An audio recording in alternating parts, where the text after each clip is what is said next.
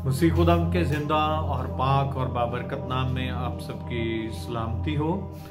जिस तरह से हमने गुज़श्ता अयाम में खुदाम यीशु मसीह के एक बड़े ही ख़ास मौजज़े के बारे में सीखा, तो आज की वीडियो भी इसी मुताबिकत से है। आज हम खुदाम के मुक़द्दस पाक कलाम में से एक मफलूज की ज़िंदगी के बारे में, जिसकी ज़िंदगी में खुदा यीशु मसीह ने एक तब्दीली पैदा की, उसको शिफा दी, उसकी ज़िंदगी के बारे में आज सीखेंगे। और ये मफलूज था कफरनहूम का मफलूज, जिसको हम सब इस मौइज़े को बड़े अच्छे तरीके से जानते हैं, जो लोग कलाम मुक़द्दस के पढ़ने वाले हैं या फिर कलाम मुक़द्दस का बगौर मुतालिया करते हैं, और जिन्होंने पादरी साहबान से इसके मुतालिक सुना है वो ज़रूर जानते होंगे कि एक शख्स ऐसा था नए अहदनामा में, जिसको चारपाई से छत पर से लटकाया गया था खुदा यीशु मसीह के सामने, क्योंकि भीड़ की वजह से वहाँ बहुत ज़्यादा लोग थे और वो उसको यीशु मसीह के पास नहीं ले जा पा रहे थे, जिसकी वजह से उसे छत पर से लटका दिया गया और खुदा यीशु मसीह ने उसे शिफा दी। तो आज कुछ और इससे मुतल्लिका बातें इसी टेक्स्ट में से सीखेंगे और मैं कोशिश करूंगा कि आसानी के साथ ये मौजज़ा हम सीखें और इसमें से कुछ ऐसी बातें भी सीखें जो शायद आपके लिए नई हो और वो लोग जो नए मसीही हैं उनके लिए और बरकत का बाइस ठहरे।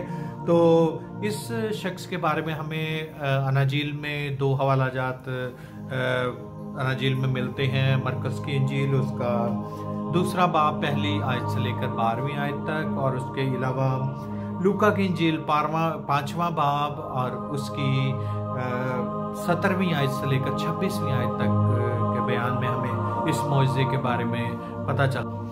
और मसीह खुदावंद की जो ज़मीनी खिदमत है, अगर हम उनकी ज़मीनी खिदमत को देखें तो उनकी बशारती खिदमत में वो अपने कलाम को मोजज़ात के ज़रिए से साबित करते हुए नज़र आते हैं। और खुदा यीशु मसीह ने लोगों को ये कहा भी, अगर हम यूहन्ना की इंजील 10वां बाब देखें उसकी 38वीं आयत में खुदा यीशु मसीह ने कहा कि मेरा यकीन नहीं करते तो मेरे उन मोजज़ात का यकीन करो, ताकि तुम जानो और समझो कि बाप मुझ में है और मैं बाप में हो। तो खुदा यीशु मसीह जो है वो तबीब आज़म के तौर पर, एक हकीम के तौर पर, शिफा बख्शने वाले और बाहसियत जो है वो खुदा के बेटे हमें नजर आते हैं। उस शख्स के बारे में अगर हम देखें तो ना तो इस शख्स के नाम के बारे में हमें अनाजील में पता चलता है, ना इसके पेशे के बारे में। हाँ, ये बात ज़रूर है कि वो कफरनहूम का रहने वाला था और एक यहूदी था और मफलूज था और वो उठ नहीं सकता था, चल फिर नहीं सकता था। उसे जो बीमारी थी उसके बायस वो चारपाई पर पड़ा रहता था, लेकिन उसके अंदर ईमान की एक किरण मौजूद थी। और ना सिर्फ वो, बल्कि शायद वो शख्स की उम्र के बारे में तो हमें पता नहीं कि शायद वो ज़हीफ़ आदमी हो, और उसके बेटे उसको उठाकर यीशु मसीह के पास लेकर आए हैं, या उस शख्स के दोस्त जो हैं या उसके रिश्तेदार जो हैं वो उसको उठाकर लेकर आए हैं। ना सिर्फ हमें इस शख्स के ईमान के बारे में पता चलता है, बल्कि दूसरे लोग जो उसको उठा कर लाए हैं, शायद वो तो चारपाई पर पड़ा रहता है, वो तो चारपाई से उठ नहीं सकता, लेकिन शायद उसके रिश्तेदारों ने या उसके दोस्तों ने जो उसको उठाकर यीशु के पास लाए हैं, उनका ईमान भी बड़ा मजबूत ईमान है। उनको पता है कि शिफा मिल ही जानी है, अदरवाइज वो इतना बड़ा कदम नहीं उठाते कि उन्होंने घर की छत को फाड़ दिया है। और जिस शख्स के घर की छत को फाड़ा है, जरूर है कि वो उस वक्त गुस्से में होगा, जिसकी घर की छत उन्होंने उस खरपाल को जो है वो धेड़ दिया, वहां पर लिखा है। तो हम देखते कि उनका ईमान भी बड़ा पुख्ता था, उनको पता था शिफा तो मिलनी ही मिलनी है, तो वो इस कदर स्ट्रॉन्ग ईमान के साथ यीशु के पास आए। यहूदी जो थे वो ज्यादातर ये बात समझते थे कि जो भी शख्स मफलूज है, जो शख्स बीमार है या फिर उस पर कोई ऐसी आफत आ गई है, तो वो सारी चीज़ों का इल्ज़ाम जो है उस वक्त, जिस तरह से आज भी हम में से बहुत सारे लोग कहते हैं वो जी उन्होंने तो कोई गुनाह किया है, तो हम उस वक्त के यहूदियों का भी यही ज़हनियत थी, या उस माशरे में एक थोड़ा सा हमें नज़र आता है। अगर हम खुदा यीशु मसीह की तालीमात को बगौर देखें तो खुदा यीशु मसीह से कुछ लोगों ने ये पूछा भी कि ये अंधा पैदा हुआ है, इसके माँ बाप ने गुनाह किया था या इसने गुनाह किया था इसलिए ये ऐसा पैदा हुआ है। तो वो बीमारियों को जोड़ते थे गुनाह के साथ। तो गुनाह जो है उसके बारे में यहाँ पर भी खुदा यीशु मसीह का बयान हमें नजर आता है। खुदा यीशु मसीह ने पहले तो उसे कहा कि जा तेरे गुनाह माफ हुए और अपनी चारपाई उठा और चल फिर। अगर हम इसको देखें तो यहाँ पर मुक़द्दस लूका की इंजील में बड़ा ही खूबसूरत टेक्स्ट हमें मिलता है, मैं आपके सामने जरूर पढ़ूंगा। तो वहां पर लिखा है, एक दिन ऐसा हुआ कि वो तालीम दे रहा था और फरीसी और शरा के मौलम वहां बैठे तो जो गलील के हर गांव और यहूदिया और यरूशलेम से आए थे, और खुदावन की कुदरत शिफा बख्शने को उसके साथ थी। तो यहाँ पर जो शिफा का मंबा है वो वहाँ पर मौजूद है। वहाँ पर बहुत सारे उस्ताद हैं, मौलम हैं, फरीसी हैं, फकीही हैं, शर्रा के आलम वहाँ पर मौजूद हैं। तो वहाँ पर खुदा यीशु मसीह जो शिफा बख्शने के लिए जो है वहाँ पर मौजूद हैं। और कई लोग वहाँ पर लिखा है कि आए, कोशिश की वहाँ, क्योंकि यीशु मसीह जहाँ पर भी जाते थे वहाँ बहुत भीड़ हो जाती थी, वहाँ बहुत ज़्यादा लोग इकट्ठे हो जाते थे, क्योंकि बाज़ लोग तो आते थे खुदा यीशु मसीह के मौजज़ात को देखने के लिए। उनमें से बहुत सारे ऐसे लोग होते थे जो खुद बीमार होते थे, कुछ लोग होते थे जो बस यही देखने के लिए आते थे कि ये कौन है। तो कुछ जो फकीही और फरीसी वहाँ पर इकट्ठे होते थे, जो आलम इकट्ठा होते थे, वो उसकी तालीमात को गौर से सुनने के लिए आते थे।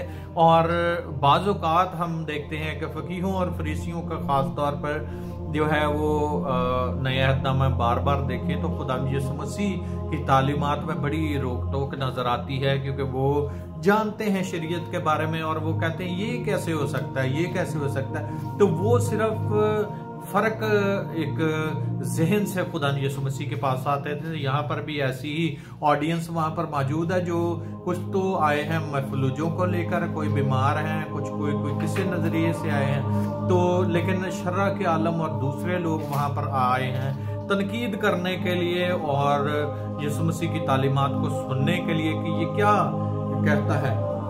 तो वहाँ पर हम देखते हैं कि खुदा यीशु मसीह ने जैसे ही इस शख्स को कहा कि जा तेरे गुनाह माफ हुए, तो ये फौरन से इनका हमें रिएक्शन नजर आता है। सवाल उठाते हैं कि जमीन पर कोई इंसान क्या गुनाह माफ कर सकता है? सिर्फ खुदा ही है जो गुनाह माफ कर सकता है। और अगर यीशु ऐसा करता है तो उसकी हमें सिफ्त वहां पर नजर आती है, जिस तरह से खुदा यीशु मसीह ने पहले कहा कि बाप मुझ में है और मैं बाप में हूँ। और ये एक दावा खुदा यीशु मसीह ने नहीं किया गुनाह माफ करने का। हाँ, खुदा यीशु मसीह उसे सिर्फ ये भी कह सकते थे कि जा चल अपनी चारपाई उठा और अपने घर चला जा। खुदा यीशु मसीह के इतने ही अल्फाज शिफा देने वाले के लिए काफी थे, लेकिन खुदा यीशु मसीह ने वहां पर खास तौर पर ये वर्ड भी इस्तेमाल किए कि जा तेरे गुनाह माफ। यीशु मसीह ने वहां पर एक और वर्ड यूज किया कि क्या चीज आसान है, ये कहना कि तेरे गुनाह माफ हुए या ये कहना कि अपनी चारपाई उठा और चल फिर। तो ये दोनों चीजें ही आसान नहीं है। पहली बात तो शिफा देना आसान नहीं है, दूसरी बात गुनाह माफ करना जो है वो आसान नहीं है। तो यीशु मसीह ने ये साबित किया कि ये चीजें दोनों ही नामुमकिन हैं इंसान से। तो मेरे लिए ये मुमकिन है कि मैं जमीन पर, मुझे इब्ने आदम को जमीन पर गुनाह माफ करने का भी इख्तियार है। वहां खुदा यीशु मसीह अपने इख्तियार को इस्तेमाल करते हुए नजर आते हैं और फिर उसे ये हुक्म देते हैं कि अपनी चारपाई उठा और चल फिर। अगर यीशु मसीह ने इस बात को साबित किया और लोग वहां पर जो है खुदा की तमजीद करने लगे। दूसरी बात, लोग वहां पर बहुत डर गए क्योंकि पहले ये सारी चीजें उन्होंने ना देखी थी। और खुदावंद यीशु मसीह के पीछे जो ऑडियंस आती थी, अगर हम मौजज़ात का बगौर मुतालिया करें तो बड़ी डिफरेंट किस्म के बीमारियां उस वक्त के लोगों के अंदर मौजूद थी। अंधापन था, कुछ लोग कोढ़ी थे, कुछ लोग जो थे वो गूंगे बहरे हमें नजर आते हैं। यीशु मसीह के मौजज़ात को देख लें तो आप बहुत सारी बीमारियां जो उस वक्त कॉमन बीमारियां थी वो आप निकाल सकते हैं। कुछ फालिज के लोग थे, कुछ मिर्गी के लोग थे, कुछ लोगों में बदरूहें थी, कुबड़े लोग थे, कुछ लोग जो थे वो बहरे थे, कुछ लोगों को जो है वो गायनी जो इश्यूज होते थे। तो ये सारी बीमारियां उस वक्त की कॉमन बीमारियां थी। तो खुदावंद यीशु मसीह ने इस शख्स को, क्योंकि ये तो थी आम बीमारियां, लेकिन जब एक शख्स को, जैसे खुदावंद यीशु मसीह ने जो है वो जन्म के अंधे को शिफा दी, तब लोग बड़े हैरान हुए कि ये कैसे मुमकिन है, क्योंकि कुछ चीजें ऐसी भी रूनुमा हो रही थी। अब लंगड़े का चलना, एक हड्डी का हील होना, या एक दोबारा से सारी चीजों का अपने सर्कल में वापस आना, ये चीजें जो हैं वो उस वक्त उनको नामुमकिन नजर आ रही थी। ये चीजें उनके लिए बड़ी डिफरेंट थी। और यहाँ पर भी ऐसा ही हुआ कि लोग जो है वो बड़े ही डर गए और खुदा की तमजीद करने लगे जिसने आदमियों को ऐसा इख्तियार बख्शा। अब वो तो ये इब्ने आदम को जिस तरह से गुनाह माफ करने का इख्तियार है, इस तरह से इब्ने आदम को शिफा देने का इख्तियार भी मौजूद था, जिसकी वजह से खुदा यीशु मसीह ने उसे कह देने से शिफा बख्शी है। वो ही कलमा जो हम पैदाइश की किताब में देखते हैं, जिस तरह से कह देने से जमीन वजूद में आती है, जमीन पानी जो है वो खुश्की से अलग होता है, सूरज चांद सितारे कह देने से वजूद में आ जाते हैं। यहाँ पर भी वही चीज़ें हमें नजर आती हैं कि कह देने से हवा और पानी थम जाते हैं, कह देने से जो मौजज़ात वजूद में मौजज़ात जाहिर होते हैं। तो यहाँ पर हम देखते हैं कि क्या इस शख्स का ईमान स्ट्रांग था। ना सिर्फ इसका ईमान स्ट्रांग था, बल्कि जो लोग उनको लेकर आए थे उनका भी ईमान जो है वो हमें बहुत स्ट्रांग नजर आता है कि उन्होंने उनको कन्फर्म हो गया था कि इसका शिफा मिलनी है, इसलिए उन्होंने एक बड़ा कदम उठाया। और जो मजमा वहां पर मौजूद था उनके दरमियान में चारपाई को उन्होंने लटका दिया। तो वो ये एक बहुत बड़ा अमल था। तो खुदावंद यीशु मसीह भी यही फरमाते हैं कि अपनी चारपाई उठा और चल फिर। जिस चारपाई पर उसको रख कर लाया गया था, वो चारपाई पर पहले बोझ बना हुआ था शख्स, यानी हर टाइम चारपाई पर लेटा रहना, क्योंकि मफलूज जो है वो शायद वो स्टिक्स के जरिए से हिलजुल लेता होगा, लेकिन चारपाई जो है उस वक्त चारपाई के लिए वो शख्स जो है वो बोझ था। लेकिन उसके बाद उसके अंदर उसको मुकम्मल शिफा जो है वो दी गई है, क्योंकि वो अपनी चारपाई तभी उठा सकता है कि तंदुरुस्त के लिए भी चारपाई उठानी जो है वो थोड़ी सी मुश्किल होती है, लेकिन फिर भी अगर वो अपनी चारपाई उठाकर गया है तो इसका मतलब है कि मुकम्मल शिफा है, उसमें कोई भी सिकनेस नहीं है, बिल्कुल परफेक्ट होकर वो शख्स यीशु मसीह के पास से गया है और वो अपनी चारपाई उठाई है और वो चला फिरा है। तो आज हमने सीखा है एक मफलूज की जिंदगी के बारे में, जो कि था बदनी तौर पर मफलूज, लेकिन वो जहनी तौर पर मफलूज ना था।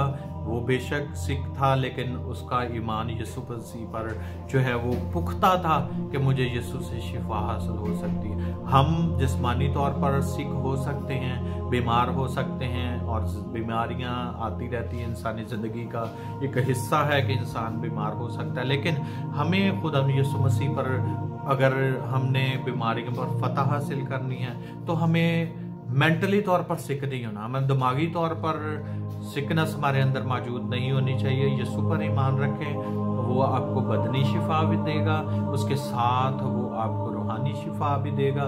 तो ज़रूरत इस बात की है कि हम यीशु से यीशु पर ईमान रखें और यीशु से मांगे, वो आपको शिफा देने पर आज भी जिस तरह से पहले कुव्वत, कुदरत और ताकत रखता था, आज भी अगर हम उससे मांगे तो वो हमें देगा। सो खुदा आज के कलाम के वसीला से हमें बरकत दे। और जो लोग मेरी वीडियो अभी देख रहे हैं, तो अगर आप चाहते हैं कि खुदा का कलाम और ज़्यादा लोगों तक पहुँचे, तो अगर आपके पास कोई भी मीडिया सोर्स है तो आप इसको शेयर कर दें, ताकि आपके चंद और फ्रेंड्स खुदा का कलाम सुन सकें और खुदा का कलाम आगे फैले। सो खुदा आप सबको बरकत दें।